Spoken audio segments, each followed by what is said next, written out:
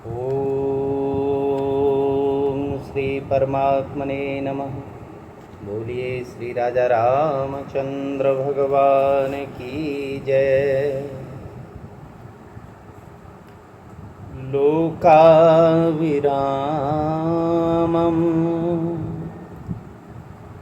रणिरङ्गधीरं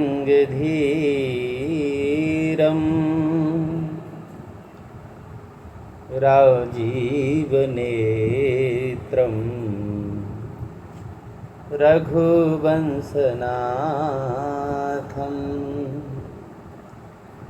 कारुण्यरूपं करुणाकरन्तं श्रीरामचन्द्रं शरणं प्रपद्ये।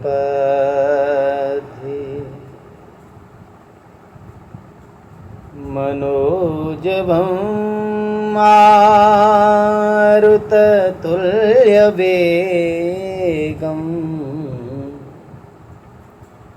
जितेन्द्रियं बुद्धिमतां वरिष्ठं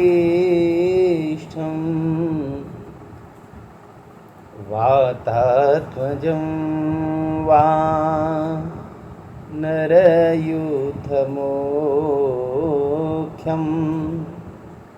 श्रीरामदूतं शरणं प्रपद्ये। बोलो श्री राजा रामचंद्र भगवान की जय। बोलिए श्री जगत जननी जानकी मैया की जय। बोलिए श्री भरतलाल भैया की जय। बोलिए श्री लक्ष्मण भैया की जय। बोलो श्री शत्रुघ्न भैया की जय। बोलिए श्री हनुमंतलाल जी महाराज की जय। देवादिदेव महापति महादेव भगवान की जय। नारायण। प्रातः स्मरणीय अर्चनीय वंदनीय परम पूज्यपाद अनंत विभूषित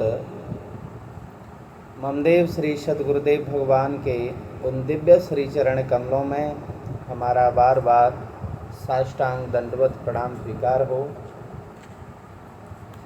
एवं सकल ब्रह्मांडों में जहाँ तहाँ विराजमान भगवान की इस आनंदमयी श्री रामचरितमानस की कथा का श्रवण करने वाले सभी भगवत प्रेमी श्रोता भक्तजनों का हम हृदय से बार बार अभिनंदन करते हैं।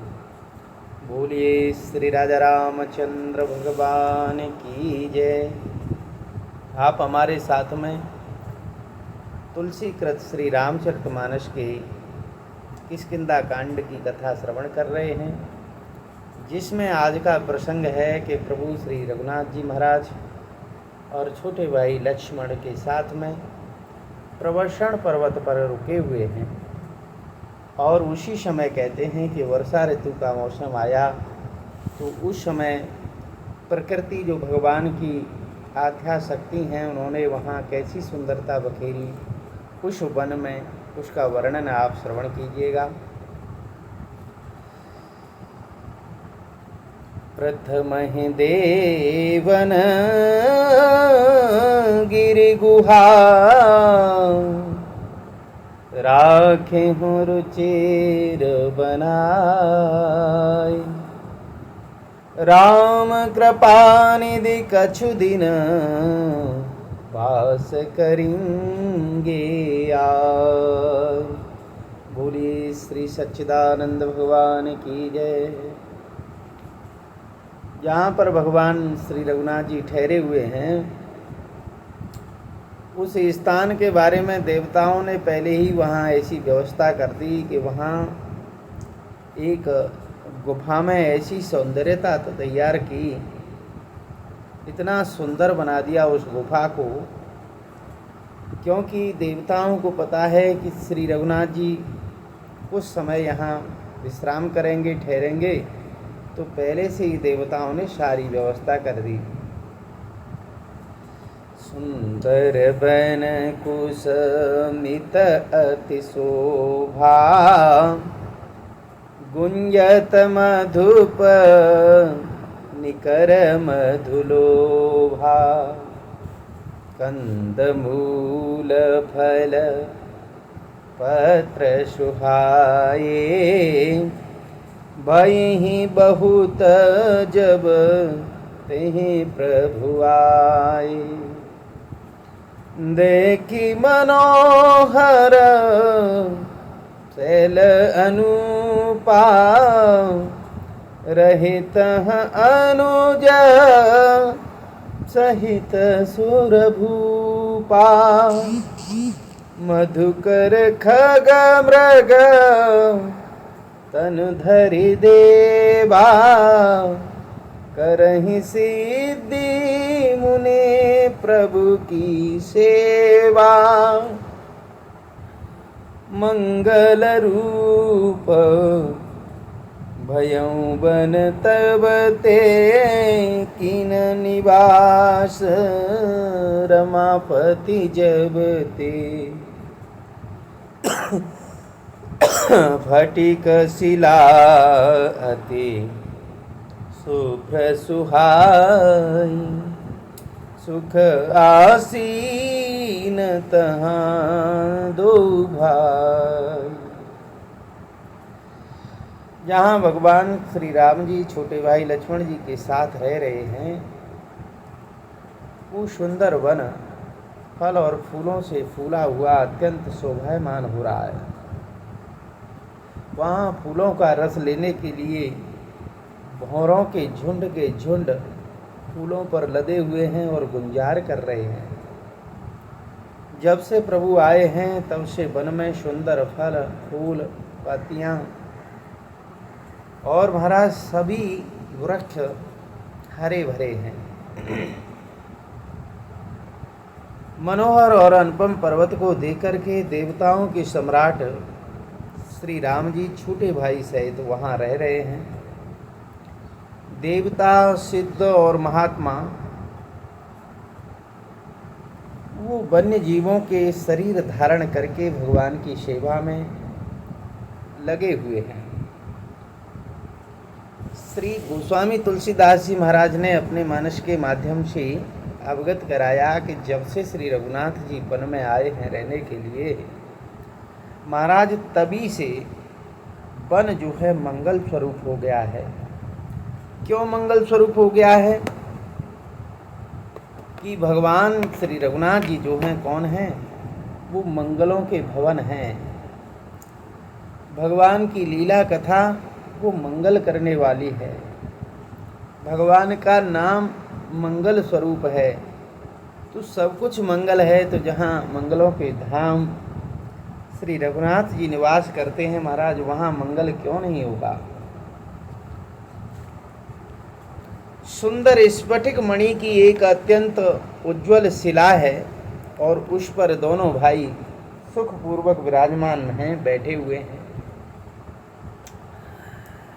ओ कहत अनुज सन कथाने का, भगति बिरति नृप नीति विवेका।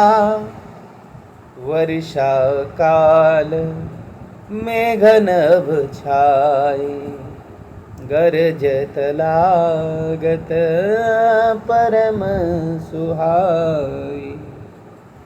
लक्ष्मण देखु मोर मन, नाचत बारिद पेखी।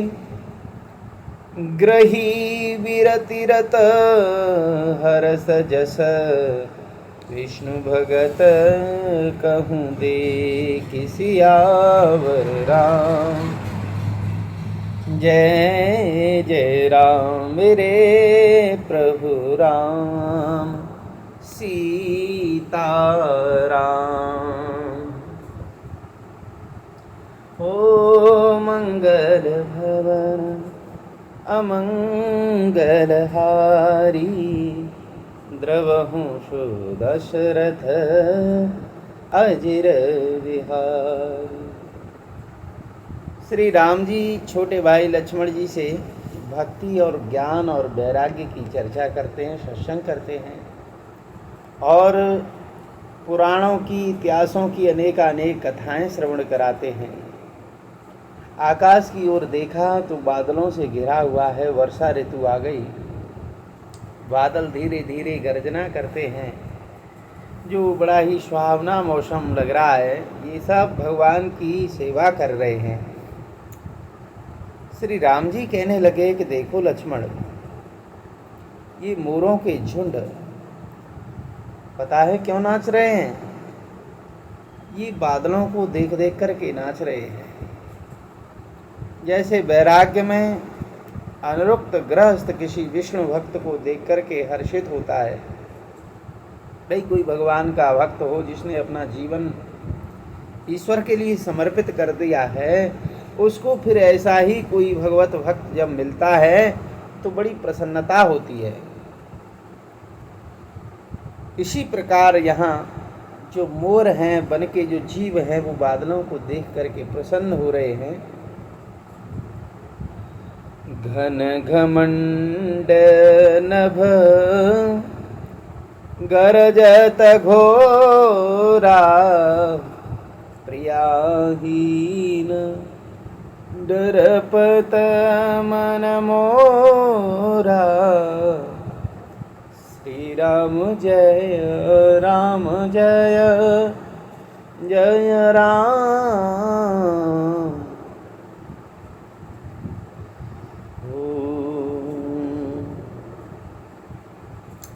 घन मंडल दामिनी दमक, रहन घन माही। खल के प्रीते जथा थीर नाही। बरसहि जलद भूमि नियराए, जथा नवहि बुध विद्या पाई। बूंद अघात सहहि गिर कैसे, बूंद अघात सहहि गिर कैसे। खल के बचन संत सह जैसे, क्षुद्र नदियाँ भरी चली हैं तुराई। क्षुद्र नदियाँ भरी चली हैं तुराई। जस थोरहूँ धन खलाई तराही, भूमि परत भा डावर पानी। भूमि परत भा डावर पानी। जनु जीव ही माया लपटानी। श्री राम जय राम।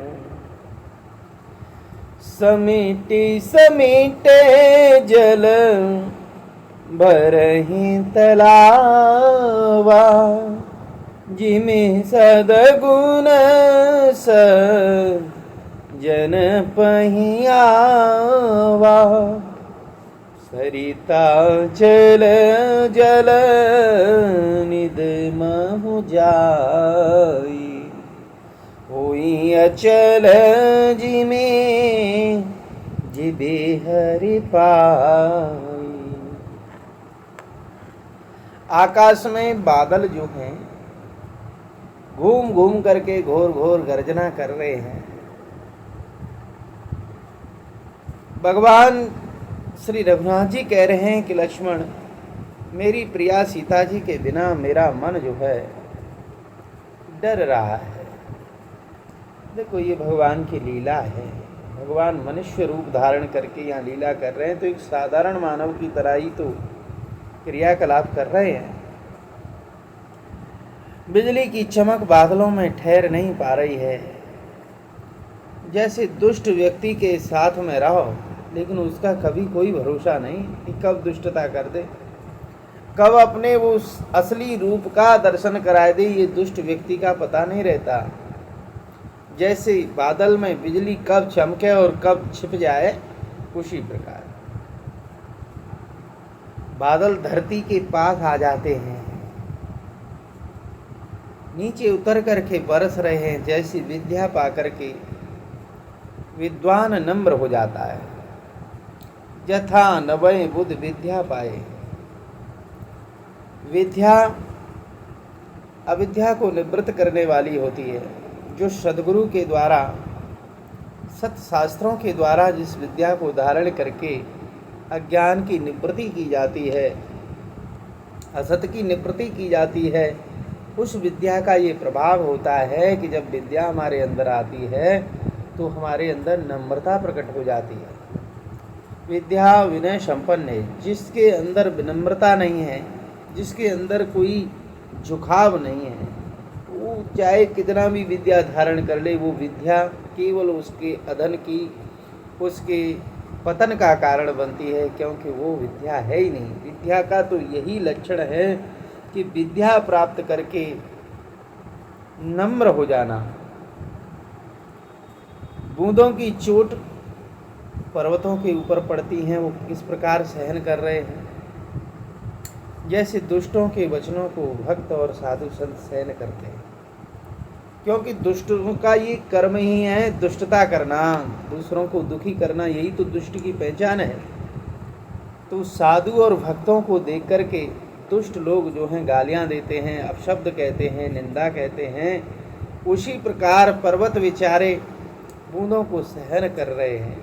और कभी कभी देखो ओले भी पड़ते हैं, बूंदें भी बहुत मोटी पड़ती हैं, तो शरीर पर चोट लगती है ना। उसी प्रकार पत्थर भी, तो ये सब प्रभु का ही स्वरूप है। जड़ चेतन जग जीव जत सकल राम में जान, सब राम जी के स्वरूप है।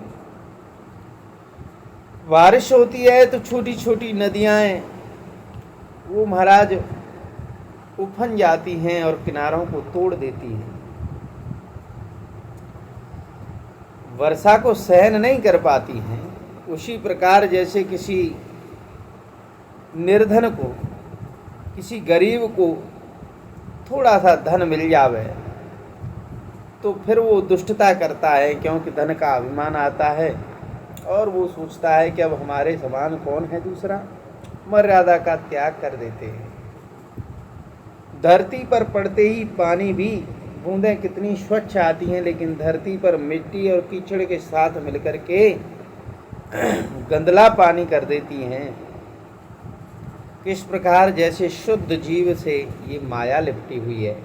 भूमि परत बाद डावर पानी, जैसे धरती पर बूंदें गिरती हैं तो कीचड़ बन जाता है, उसी प्रकार ये माया शुद्ध जीव से लिपट जाती है तो फिर इसको भी गंदा कर देती है। जल इकट्ठा होकर के तालाबों की ओर जा रहा है। जैसे सद्गुण एक एक करके सज्जन पुरुषों के पास जाते हैं। सज्जन का मतलब ये है जो सद्गुणों को धारण किए हुए है, वही तो सज्जन है। नदी का जल समुद्र में जाकर के स्थिर होता है, इधर उधर फिर नहीं दौड़ता, क्योंकि समुद्र अपनी मर्यादा में रहता है। उसी प्रकार ये जीव श्री हरि को जब प्राप्त कर लेता है, श्री हरि के जब ये शरणापन्न हो जाता है, तो उसी समय ये आवागमन से, दुख और सुख से, जन्म मरण से ये छूट जाता है। हरित भूमि तृण संकुल समुझि परई नहीं पंथ, जिमि पाखंड बादते गुप्त होई सदग्रंथ सियावर राम। जय जय राम मेरे प्रभु राम सीताराम। धरती घास से हरी भरी हो रही है। बरसात के समय में घास बहुत तेजी से उत्पन्न होती है। घास इतनी बड़ी हरी भरी हो गई है कि रास्ता नहीं मालूम पड़ता है किधर से निकलना है। उसी प्रकार कैसे जैसे पाखंड के प्रचार से सद्ग्रंथ लुप्त हो जाते हैं, फिर दिखावा ही दिखावा होता है। सही क्या है गलत क्या है ये निर्णय नहीं हो पाता। जब बरसात होती है तो आपने देखा होगा कि मेंढक चारों ओर टर टर करते हैं, लेकिन वो भी बड़ा सुंदर सुहावना स्वर लगता है उनका। एक साथ बोलते हैं तो पता चलता है कि अभी अभी बारिश हुई है। जैसे मेधावी योग्य ब्राह्मणों के जो बालक होते हैं, जो गुरुकुल में पढ़ते हैं, वो वेद विद्या का उसी प्रकार वाचन करते हैं। दादुर धुनि चहूँ दिशा सुहाई, वेद पढ़हि जनु बटु समुदाय। नव पल्लव भये बिटप अनेका, साधक मन जस मिलहि विवेका। अनेक वृक्षों में नए नए पल्लव आ गए, पत्ते आ गए, जिससे वो भी हरे भरे और बड़े सुंदर सुहावने लग रहे हैं। जैसे साधक का मन विवेक यानी ज्ञान प्राप्त करके प्रसन्न हो जाता है, उसी प्रकार सभी पेड़ पौधों पर हरी हरी पत्तियां आ गई, पेड़ प्रसन्न हैं। अर्क जवास पात बिन भयऊ, जस सुराज खल उद्यम गयऊ। खोजत कतहूँ मिलई नहीं धूरी, करहि क्रोध जिम धर्महि दूरी। राम सिया राम जय जय राम। मदार और जवासा तो बिना पत्ते के हो गए, उनके पत्ते झड़ गए। जैसे श्रेष्ठ राज्य में दुष्टों का उद्यम जाता रहता है, चाहे वो कितनी भी चाल चल लें, लेकिन उनकी एक भी चाल नहीं चल पाती है। और धूल तो अब कहीं खोजने पर भी नहीं मिल रही है। जैसे क्रोध धर्म को दूर कर देता है, उसी प्रकार वर्षा के जल ने धूल को दूर कर दिया।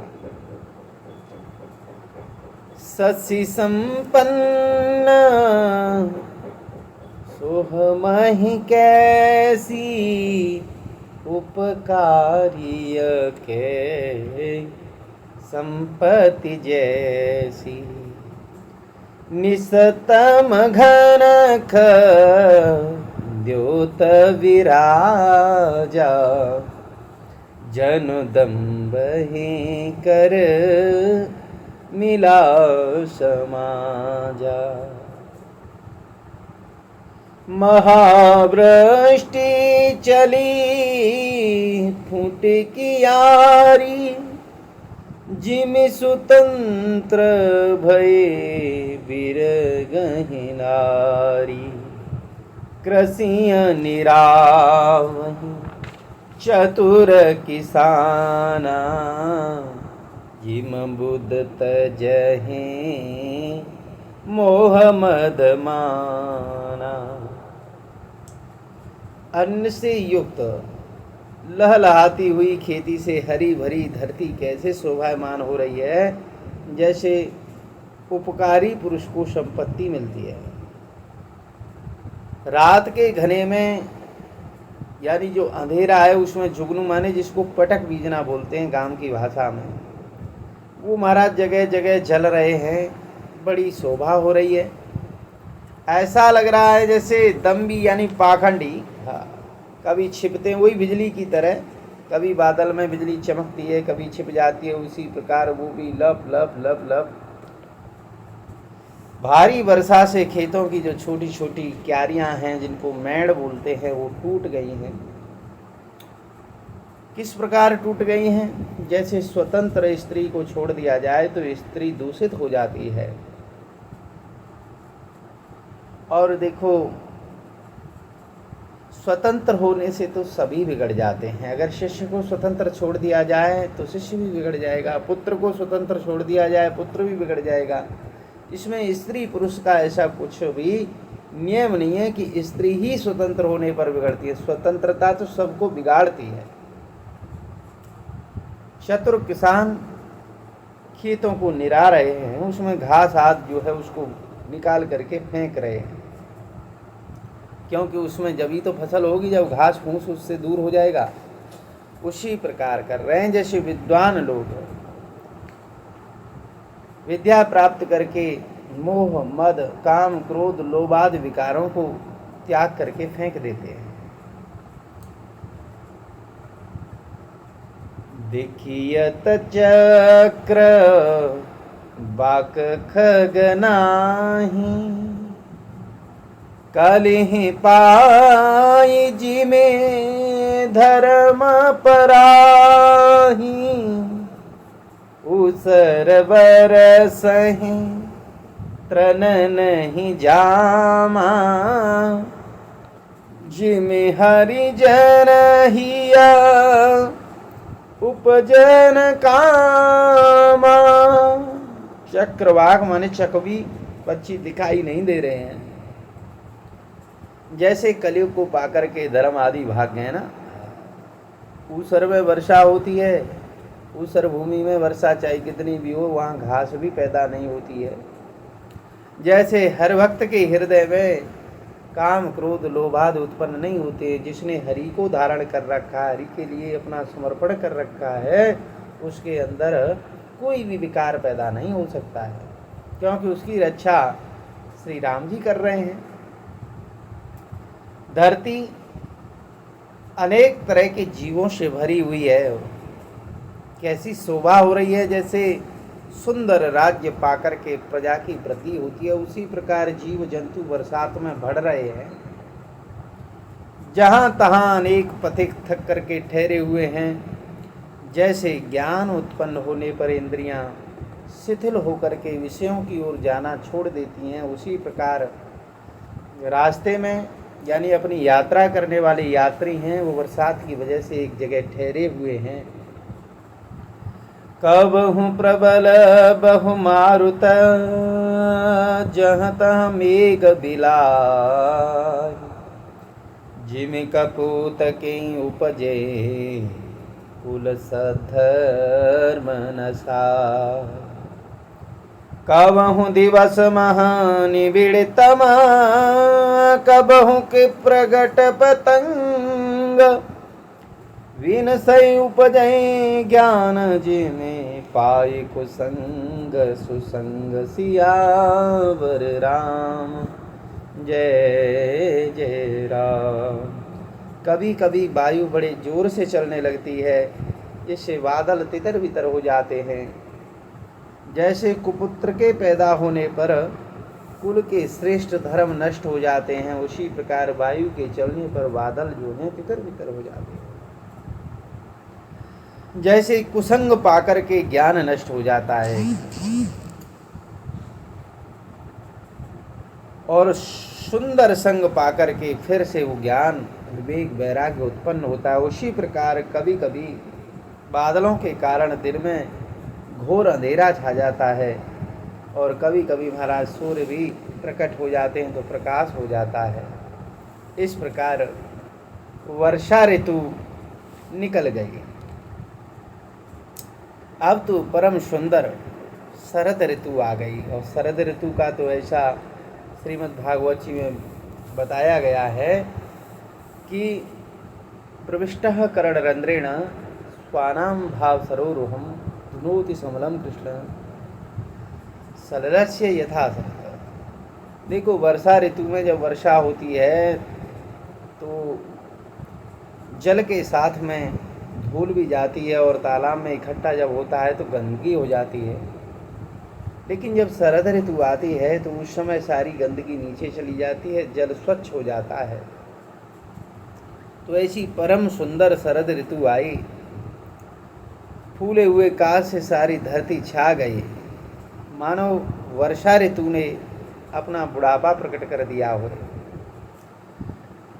उदित अगस्ती पंथ जल सोसा, जिमि लोभई सो सही संतोषा। सरिता सर निर्मल जल सोहा, जिमे हिर संत हृदय जस गत मद मोहा। रस रस सुख सरित सर पानी, ममता त्याग करहि जिम ज्ञानी। जाने शरद ऋतु खंजन आये, पायु समय जिमे सुकृत सुहाये। अगस्त के तारे ने उदय होकर के मार्ग के जल को सोख लिया। जैसे संतोष जब जीवन में आता है तो लोभ को सुखा देता है, जैसे मद और मोह से रहित संतों का हृदय होता है, उसी प्रकार नदियां और तालाबों का जो जल है वो निर्मल हो गया। नदी और तालाबों का जल धीरे धीरे सूख रहा है। जैसे ज्ञानी विवेकी पुरुष ममता का त्याग करते हैं, जैसे समय पाकर के सुंदर सुकृत यानी पुण्य प्रकट होते हैं, उसी प्रकार शरद ऋतु जान करके खंजन पक्षी आ गए। अब इस समय कैसा वातावरण हो गया कि पंकन रेणु शोव असधरनी, नीति निपुण नृप कय जस करनी। जल सकोच विकल भई मीना, अभुद कुटुंबी जिमे धनहीना।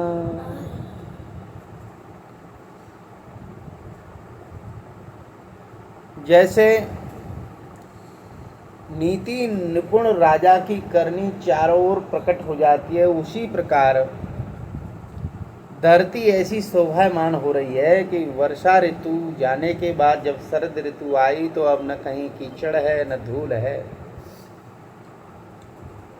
और जल भी तालाबों में कम हो रहा है, तो जल में रहने वाली मछलियां व्याकुल हो रही हैं। जैसे विवेक से शून्य जो मूर्ख होता है वो गृहस्थ में रहते हुए धन के लिए व्याकुल होता है, उस प्रकार बिनु घन निर्मल सोह आकाशा, हरिजन इव परे हरे सब आशा। कहूँ कहूँ वृष्टि सारदी थोरी, को एक पाव भगते जिम मोरी। बिना बादलों का निर्मल आकाश ऐसा शोभायमान हो रहा है जैसे भगवान के भक्त समस्त आशाओं का त्याग करके शोभायमान होते हैं। कहीं कहीं किसी विरले स्थानों में शरद ऋतु में भी थोड़ी थोड़ी वर्षा हो जाती है, जैसे कोई विरले ही भक्ति पाते हैं। चले हर से तजि नगर नृप तापस बनीक विखारी। जिमे हरि भगति पाई श्रम तजहि आश्रमी चार। शरद ऋतु पाकर के राजा, तपस्वी, व्यापारी और भिखारी, जैसे राजा विजय प्राप्त करके प्रसन्न होते हैं, फिर नगाड़े आदि बजते हैं, और तपस्वी तपस्या करके प्रसन्न होते हैं, व्यापारी व्यापार करके और भिखारी भिक्षा के लिए हर्षित होकर के नगाड़े बजा करके आते और जाते हैं। किस प्रकार जैसे हरि भक्ति पाकर के चारों आश्रम वाले नाना प्रकार के साधनों को त्याग देते हैं, यानी जो परेशानी वाले श्रम हैं उनको छोड़ देते हैं, क्योंकि उनको तो लक्ष्य की प्राप्ति हो गई। सुखी मीन जे नीर अगाधा, जिमे हरि शरण नए कहूँ बाधा। फूले कमल सुहसर कैसा, निरुगन ब्रह्म सगुन भय जैसा। जब मछलियां अथाह जल में रहती हैं तो उनको किसी प्रकार की कोई परेशानी नहीं रहती है। कैसे? जैसे श्री हरि की शरण में जाने के बाद में कोई भी बाधा नहीं रहती। जैसे निर्गुण ब्रह्म सगुण होने पर शोभायमान होते हैं, शोभा प्राप्त करते हैं, उसी प्रकार कमलों के फूलने से तालाबों की शोभा हो रही है। सुनहले रंग बिरंगे कमल खिले हुए हैं और उनके ऊपर भौरे गुंजार कर रहे हैं। पक्षियों के नाना प्रकार के सुंदर शब्द हो रहे हैं, कलरव कर रहे हैं। और रात को देख करके चकवे के मन में वैसा ही दुख हो रहा है जैसे दूसरे की संपत्ति देख करके दुष्ट को दुख होता है।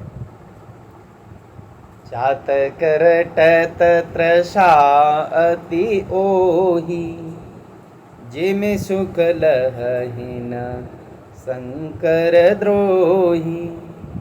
सरदा तपनिषे ससे अपहरहि, संत दरस जिमे पात कटरहि। पपिया रट लगाए हुए हैं, उसको बड़ी प्यास है। जैसे शंकर जी का द्रोही सुख के लिए खींचता रहता है,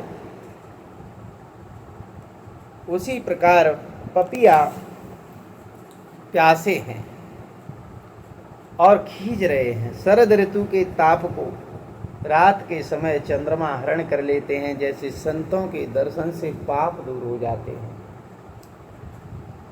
चकोरों के समुदाय चंद्रमा को देख कर के इस प्रकार टकटकी लगाए हुए हैं, जैसे भगवान का भक्त भगवान को पाकर के बिना पलक झपके भगवान को देखता ही रहता है।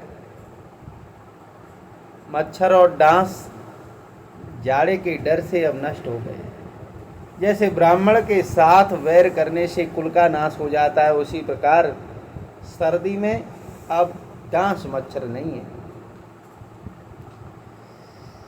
भूमि जीव संकुल रहे, गए शरद ऋतु पाए। सदगुरु मिले जाहि जिमे, संशय भ्रम समुदाय। वर्षा ऋतु के कारण धरती पर जो जीवों की संख्या बढ़ गई थी, शरद ऋतु पाकर के वैसे ही नष्ट हो गए। जैसे सदगुरु के मिल जाने पर शिष्य के सारे भ्रम और संशय दूर हो जाते हैं। इस प्रकार आप सभी भक्तों ने तुलसीकृत श्री रामचरितमानस में किष्किंधा कांड की कथा को श्रवण किया, जिसमें प्रसंग था वर्षा ऋतु और शरद ऋतु का। तो अब इसी के साथ हम भगवान की सानंदमयी कथा में विराम लेते हैं। और इससे आगे की कथा आप हमारे योगेश आचार्य यूट्यूब चैनल पर फिर से श्रवण करें और वीडियो को शेयर करें, लाइक करें, चैनल को सब्सक्राइब कर लें, जिससे कि आपको भगवत भक्ति से संबंधित सत्संग कथाएँ मिलती रहें। जय श्री कृष्ण, जय श्री नारायण।